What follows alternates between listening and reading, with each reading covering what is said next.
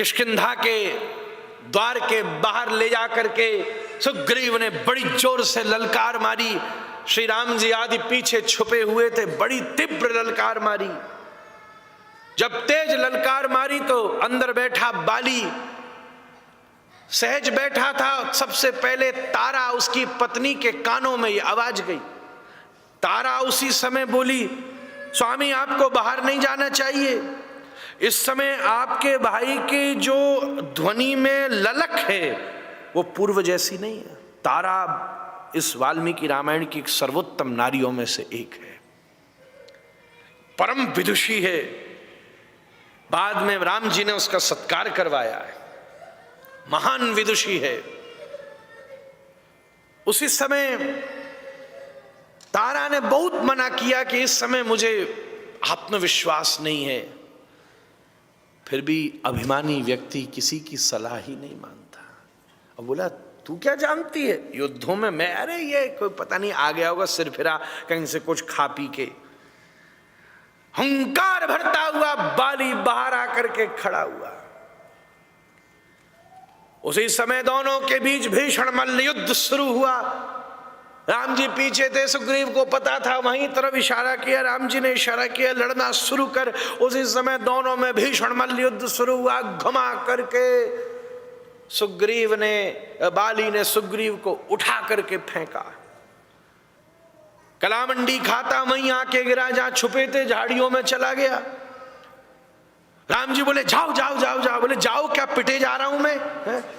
तुमको पहले भी कही थी मत उकसाओ मत उकसाओ मत उकसाओ, तुम तो माने नहीं, क्या फायदा। बोले, नहीं तू जा जा जा। फिर गए, फिर पूरी जोर लगाया, फिर से बाली ने घुमा घुमा के पटका, पैर अड़ा अड़ा के फटका, फिर से घुमा के उसी तरफ फेंका जहां राम जी छुपे थे। पूरा घायल हो गया सुग्रीव।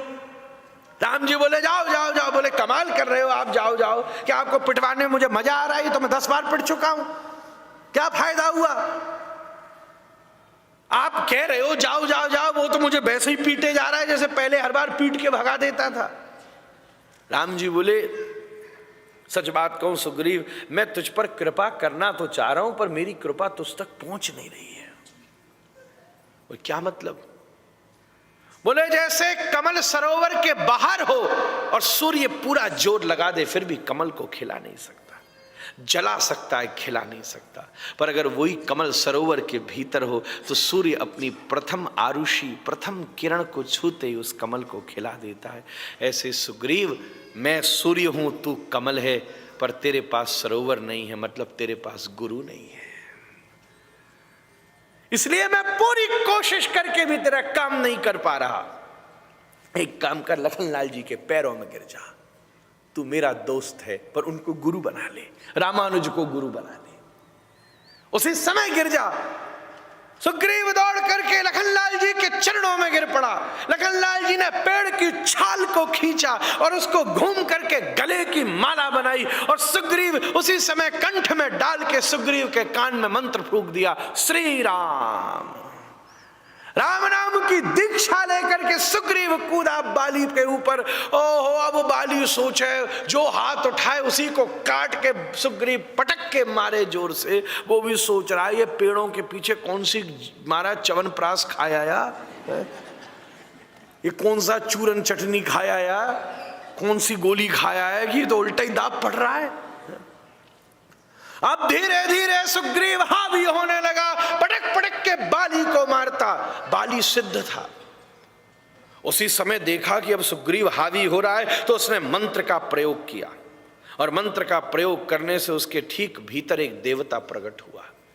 उसने एक देवता सिद्ध कर रखा था। वाल्मीकि जी ने लिखा है, ठीक जो उसके सामने योद्धा होता था वो उसके आधे बल को खींच करके बाली को दे देता था, ऐसे वो जीत जाता था। बड़ा विशेषज्ञ था। उसी समय बाली ने उस मंत्र का प्रयोग किया और उसका देवता उसके भीतर हावी हुआ। उसी समय राम जी बोले, अरे अरे ये क्या हो रहा है भाई, दो भाइयों की बात चल रही है, तीसरा कहां से घुस रहा है, दोनों को निपटाने देते। अब अगर बाली का देवता बोलेगा तो सुग्रीव का देवता भी बोलेगा महाराज। फिर तो हमारा भी देवता बोलेगा। उसी समय भाई भाई लड़े और देवता देवता लड़े, ये कथा है। श्री राम जी ने उस देवता को, सुग्रीव के देह में उस देवता को छुप करके तीर मारा, और जब वो तीर जाकर के उस देवता को लगा तो वो छटपटाया और वो बाली की छाती को फाड़ करके बाहर निकला, जिससे बाली का शरीर शांत हुआ है। राम को छुप के मारने की कोई आवश्यकता नहीं है, ये युद्ध का वो स्वरूप है। धड़ाम सीना बाली धरती के ऊपर गिरा। राघवेंद्र सरकार, लखनलाल जी, हनुमान जी आदि सब निकल करके चले आए। सब देखते सामने बाली गिरा पड़ा था, उसने देखा राम आ रहे हैं, मुस्कुराता बोला, अब मैं समझा, ओ हो कितना बड़ा सौभाग्य है कि हमारे द्वार पर साक्षात रघुवंश शिरोमणि का आगमन हुआ है। मैं किष्किंधा के तरफ से अयोध्या के अधिपति राम का स्वागत करता हूं। मुझे तो लगा था कि मेरे भाई में ये कहां से करंट आ गया, अब मुझे प्रतीत हुआ कि वो आपके कृपा बल पर मुझसे युद्ध कर रहा था। हे राम, आपका स्वागत है। पर एक बात है, कम से कम आपको, इससे आपने दोस्ती की है तो कम से कम अपने स्टेटस के हिसाब से तो दोस्ती करते। देखो आदमी स्टेटस देखता ना फ्रेंडशिप में। कृष्ण अगर स्टेटस देख लेते तो सुदामा का क्या उद्धार हो पाता महाराज। जरा लेवल तो देखते आप, कमाल कर दिया। ये क्या करेगा सुग्रीव, बंदर भाटे इकट्ठा करता फिरेगा। अरे जरा लेवल के आदमी से फ्रेंडशिप, मेरे से दोस्ती करते यार। उससे क्या होता, बोले रावण को एक बार 6 महीने के लिए मैंने कांख में दबा के रखा था।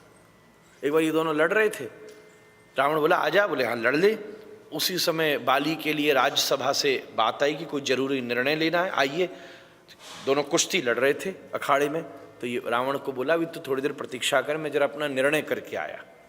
बोला नहीं नहीं, बार बार छेड़ देना। तो बाली को आई गुस्सा, उसने पकड़ के रावण को कांख में दबा लिया और भूल गया।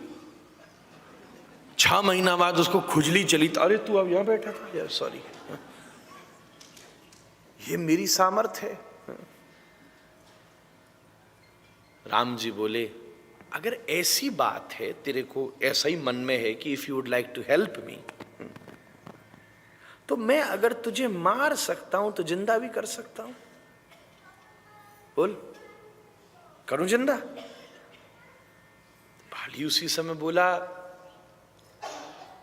कि हे प्रभु, आपकी काम में आऊं तो जिंदा कर दो, मैं तैयार हूं, पर मेरी एक शर्त है। क्या शर्त है? बोले इसके बाद मेरे जब प्राण निकल रहे हों, आप ऐसे ही मुस्कुराते मेरे सामने खड़े रहना। राम जी ने कहा मैं ये वचन नहीं दे सकता बाली, ये तो तेरे ऊपर तेरे भाई की कृपा है, ये तो भाई बस चांस है, आज मैं आ गया वन में और ये लीला घट गई, अब तेरे सामने मैं खड़ा हूं, अब तू चुनाव कर। बाली बोला प्रभु अगर ऐसी बात है तो हजारों लंबे जन्म से आपको देखकर शरीर छोड़ देना सबसे बड़ी बात है, मैं मृत्यु को स्वीकार करता हूं। हे प्रभु,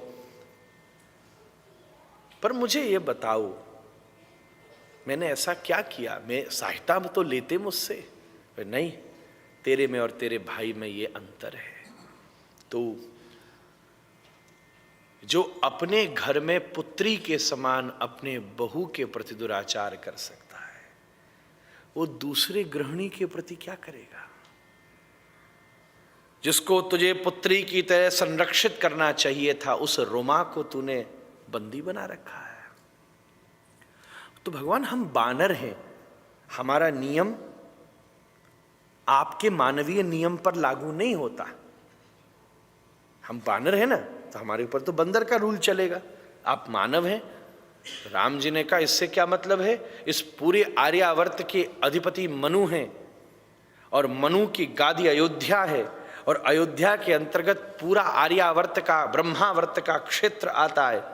इस दृष्टि से जो अयोध्या की राजगादी से निष्कासित हुआ नियम होगा वो सार्वभौम जीव के प्रति लागू होगा।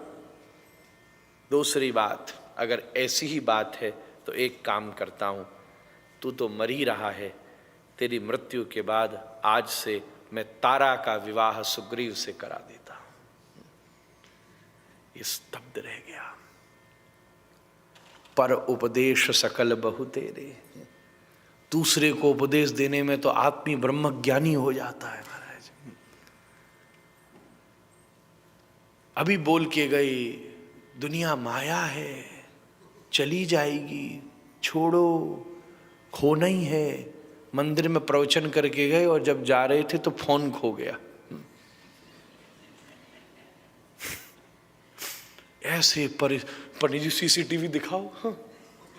मैं मर गया भाई। अभी 10 मिनट पहले बोल के आप प्रवचन करके गए हैं कि जगत माया है, खो ही जाएगा, चला ही जाएगा, पर उपदेश सकल बहु तेरे।